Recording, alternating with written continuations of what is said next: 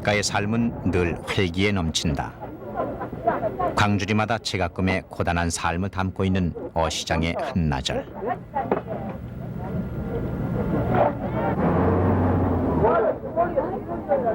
올해 60살, 정장 차림의 이 노신사는 왜 이 바닷가 마을을 찾아온 것일까? 할머니, 저 말씀 좀 물어보겠습니다. 혹시 저 박영희호 씨 묘라고요? 이야기 좀 들으셨어요? 예, 장사 지낼 때 우리가 가끔 보기도 아, 보셨어요? 그 박영효는 구한말 때의 인물로 태극기를 만들었다고 하는데 이 할머니는 그의 장례 행렬을 직접 봤다고 한다. 박찬근 씨는 그 길을 따라가 보았다. 박영효. 그는 조선조 철정임금의 딸 영애옹주와 결혼했던 분. 이 길 끝에 그의 묘가 있다고 했다. 그러나 그 묘가 있던 그 자리는 제멋대로 변해 있었다.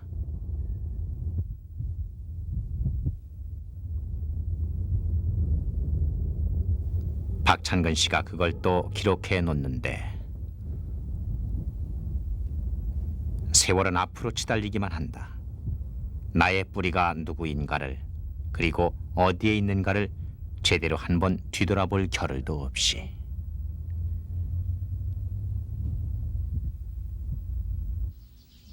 광주에서 목포 가는 길. 이곳 나주에는 좀 특이한 공원이 하나 있다.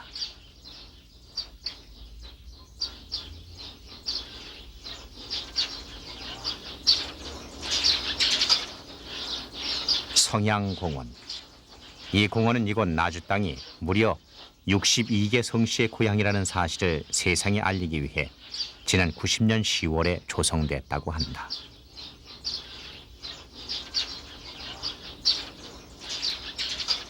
이곳의 맨 윗자락에 자리한 성씨가 있으니 반남박씨의 시원비. 반남박씨는 나주 반남 땅을 그 관향으로 삼고 있는 것이다.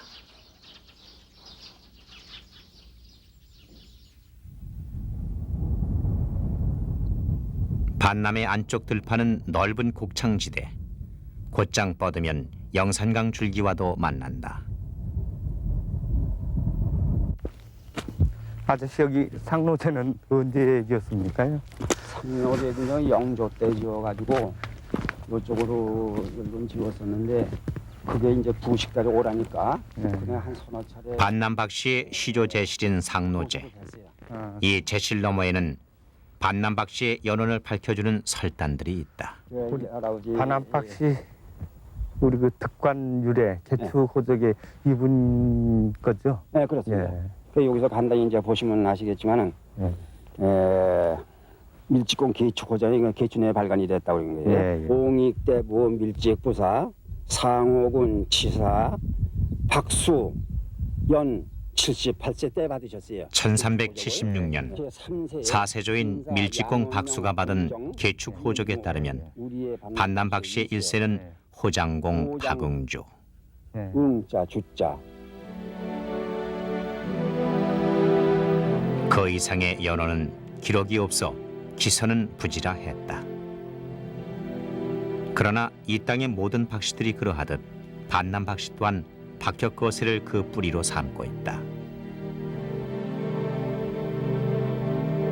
그 후 밝혀지지 않은 그 언제부턴가 반남박씨는 이곳 반남 땅에 뿌리를 내려왔던 것이다.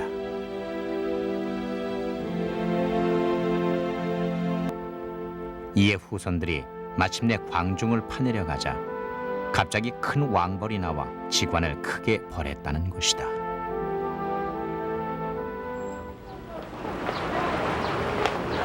전설처럼 여겨지는 핏줄의 역사. 그러나 오늘 찾아가는 이 종택은 얼마나 현실적인가. 조상을 찾아 순리하던 소종선 찬근 씨가 어느새 평범한 일상으로 돌아와 있는데 대학가에서 사진관을 경영한 지 30년. 그는 요즘 그 경험을 살려 문중의 유적지를 낱낱이 영상 기록으로 남기고 있다. 전통의 세계와 첨단의 세계, 그는 그 양쪽에 모두 속해 있었으니 지난 4월의 시제 또한 손수 그가 촬영한 것이었다.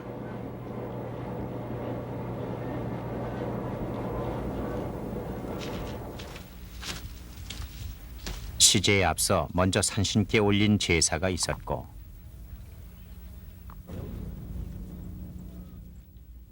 이윽고 후손들이 한자리에 모였으니 반남박 씨의 6세 평도공 박은의 시제사였다.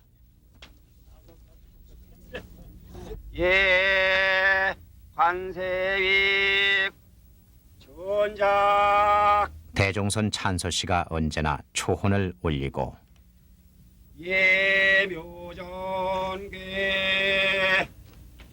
평도공 박은 부친 박상춘과 함께 가문을 중흥시켰던 조상. 태종조의 좌명 공신으로 반남군에 봉군됐던 그런 할아버지였다.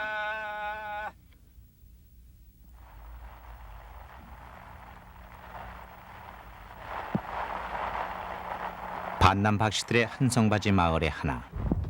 그곳이 이곳 금산이다.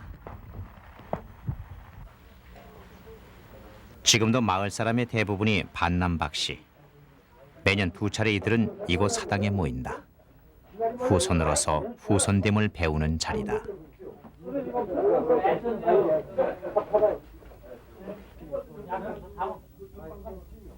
금산의 반암박은 적장공 후녀로서 고려말 적장공의 두째 아드님이신 문과공의 휘는 이 마을의 이평조는 박인과 박희권 부자.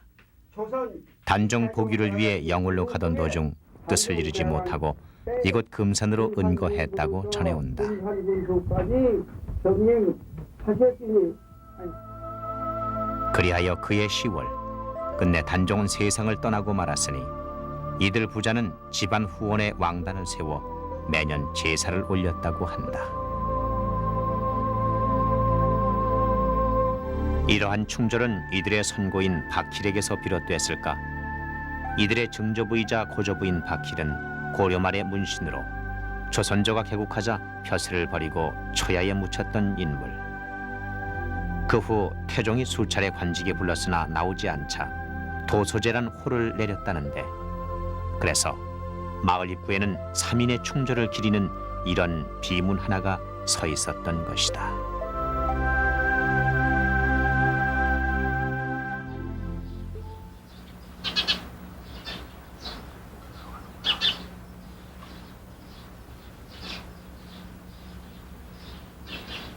야천 선생. 반남 박씨로 그를 모르는 이는 많지 않다. 이곳 화양제는 야천 선생을 기리는 사당으로 최근 새롭게 중건을 하고 있다. 가운데 뿌리가 있어서 이걸 잘라야 한답니다. 예, 그러니까 한 중심제도 하려고 했는데 그래서 이 야천 선생에 대한 애정만큼이나 후손들은 이 사당의 중건에 마음을 쓴다. 공사가 순조롭게 진척되고 있는 건지 치우침은 없고 또 모남은 없는지. 저는 옛날에 없었어요. 그런데 어디선가 문제가 생긴 모양이었다.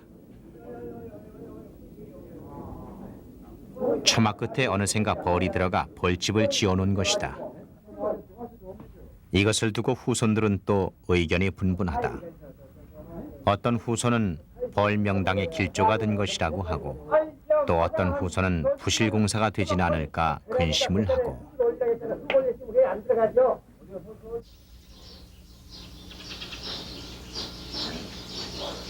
또 어느 틈엔가 야천 선생의 신도비를 찾아간 박찬근 씨. 그는 어딜 가든 이런 탁본 작업을 즐겨한다.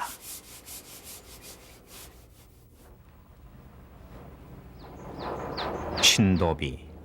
그것은 누군가에게 읽혀질 때만 그 의미를 지닌다.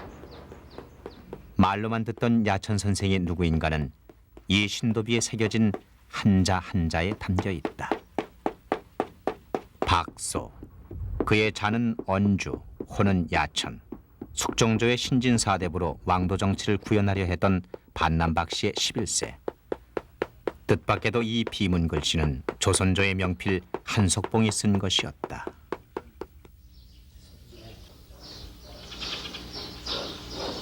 선조가 남긴 삶의 기록. 그것은 오늘의 후손들에게 어떤 의미로 읽혀질 것인가.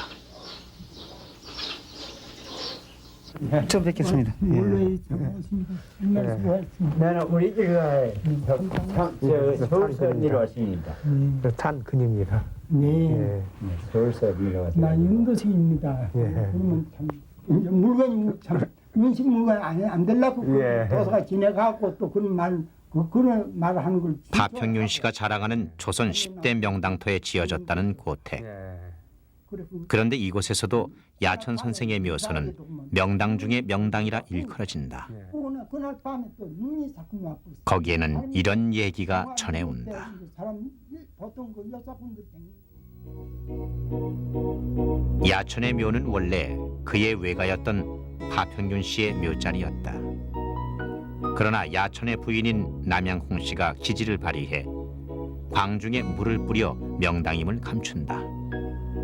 그리하여 마침내 훗날 야천 선생의 묘로 쓸 수 있었다는 것.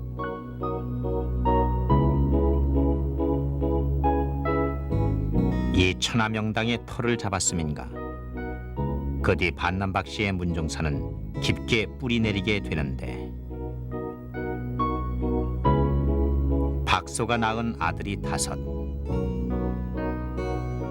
다시 그 아들들이 17아들을 두었으니 이를 일컬어 오응 17동. 이로써 문종사는 일대 충흥기를 맞이했던 것이다.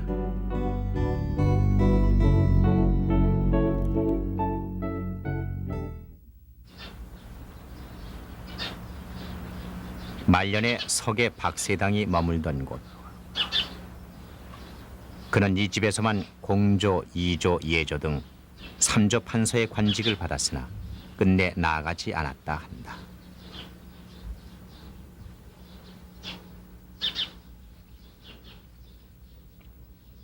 그가 그토록 누누이 사퇴를 빌어 관직에 나아가지 않으려 했던 이유는 무엇이었을까? 그의 부친인 하석 박정은 2조 참판을 지냈던 인물. 그 부친을 잃은 때가 4살 때였다.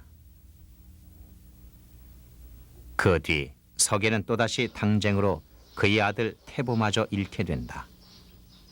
이에 환멸을 느낀 그는 학문에만 정진코자 하였으니 모든 벼슬을 버리고 은거한 곳이 이곳 석천동.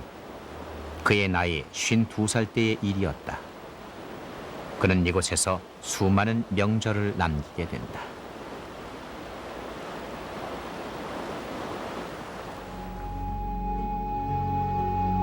그의 학문은 이미 유학을 떠나 실학에 닿아 있었다.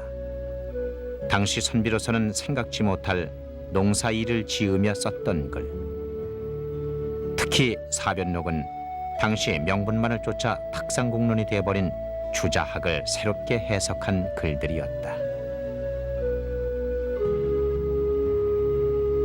그러나 티 없는 자연 속에 묻혀 위대한 학문을 완성시켜 나갔던 그의 글들은 일명 통설이라 불려지며 전국 유림의 비판을 한 몸에 받게 된다.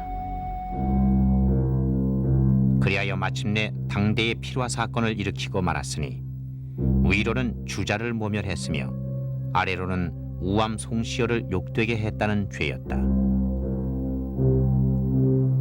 그리고 그는 끝내 사문난적으로 몰려 유백길에 오르게 됐고 그 이듬해 불현듯 세상을 떠나고 만다.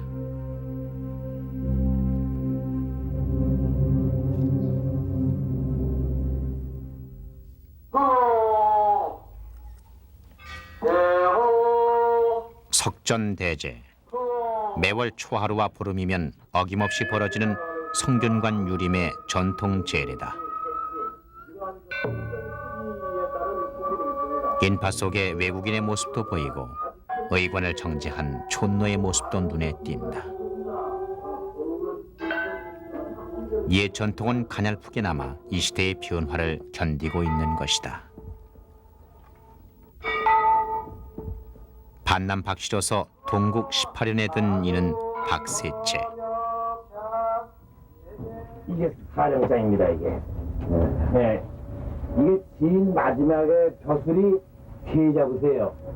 계자부가 이제 요새 말하면 임금님한테 가정교사니까 그게 마지막 벼슬이 세자부세요. 원 소론파였어요. 그런데 소론파면서도 tan평체가 썼습니다. 그래가지고 이제 문무에 모셔. 조선 후기에 들어 반남박씨 문종은 5대 명문가의 하나로 손꼽혀왔다. 조선조를 지배하던 유학에 있어 반남박씨는 노론과 소론의 중심 가문으로 그 명망이 높았던 것이다. 아주 오래돼서 이게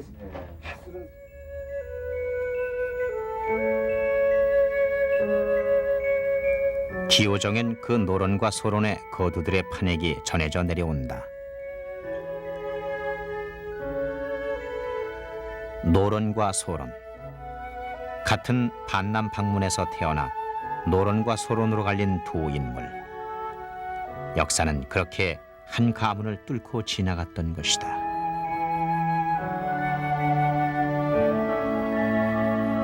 그러나 이 시대에도 완성되지 못한 그 노론과 소론의 해답은 과연 어디에 있는 것일까?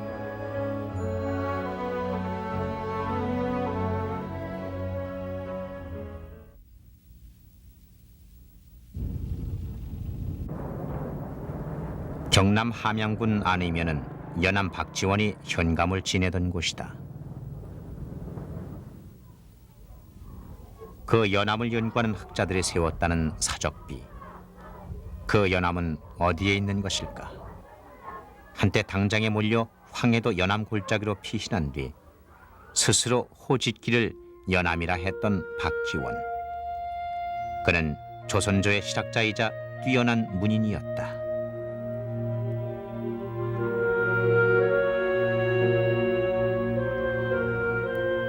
정조 4년, 그는 자신의 문장을 하늘에 떨치는 중요한 계기를 맞게 된다. 그의 삼종형 박명훈을 따라 중국 기행에 나서게 됐던 것이다.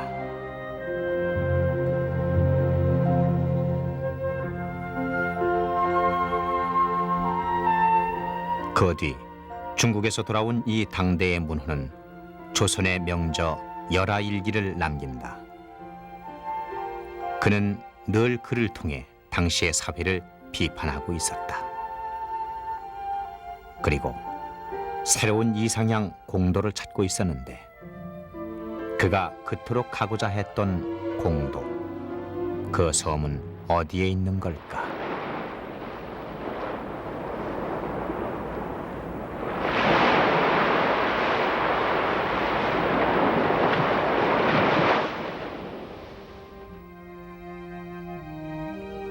고종 3년 때인 1866년, 이 반갑지 않은 배 한 척은 반남박씨 문중사 속으로 편입되게 된다.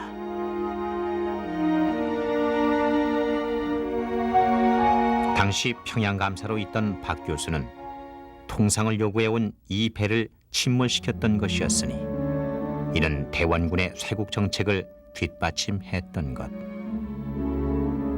그러나 박 교수는 점차 통상의 필요성을 역설하는 외교가로 변신해 나간다.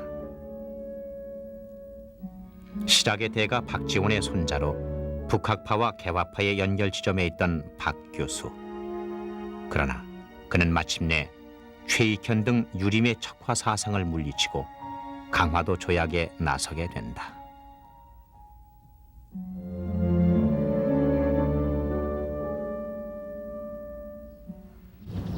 서울 종로구 제동은 그가 태어났던 곳. 그의 생가를 일러 백송댁이라 했다. 백송나무가 있다 해서 그렇게 붙여진 이름. 그 백송댁의 사랑방은 늘 붐볐다고 한다. 1874년 그가 우의정에서 사퇴하고 물러나자 그를 따르던 개화파의 청년들이 모였던 것이었으니 그들이 바로 김옥균, 홍영식, 서광범, 박영효 등이었다. 마침내 부풀어 터지고만 갑신정변. 정치적 혁신을 꾀하고 외국의 간섭을 배제하려 했던 개혁 정책이 실패로 돌아가자 우정국에서 급진 개혁파 인물들이 정변을 일으킨 것이다. 그러나 이 갑신정변은 청나라 군대의 개입으로 3일 천하로 끝나게 된다. 그들이 주장한 인민평등의 권리, 그 후로도 우리 역사는 이를 두고 많은 험로를 걸었는데 그 뒤 일본으로 망명, 귀국, 망명을 반복했던 박영효. 그가 살고자 했던 세상은 과연 어떤 것이었을까?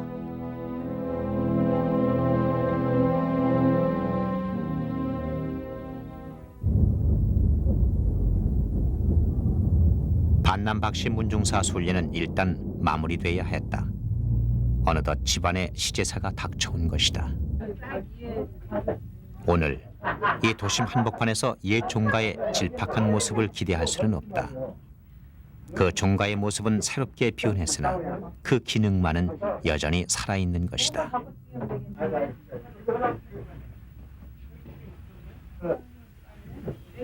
이젠 참여자들도 이처럼 같은 도시의 한 자락에 머무는 경우가 많다. 그러나 재래는 그 후손된 이들의 정성을 가늠하는 자리가 아니던가. 남은 여기시면 여기까지 내려온 게 아니고 그래서 종가의 세월은 아직도 드문드문 떨어져 있는 그 조상들의 기일에 맞춰 흘러간다. 그리고 그 조상들은 우리네 삶의 중요한 매듭이 되어주는 것이다. 그 매듭에 함께 묶여있는 사람들, 한 울타리 되어 새로운 고향을 만들어 나가야 하는 사람들. 그들에게 고향은 가까이에 있다. 뿌리는 가까이에 있다. 우리는 그런 새로운 시대를 살아간다.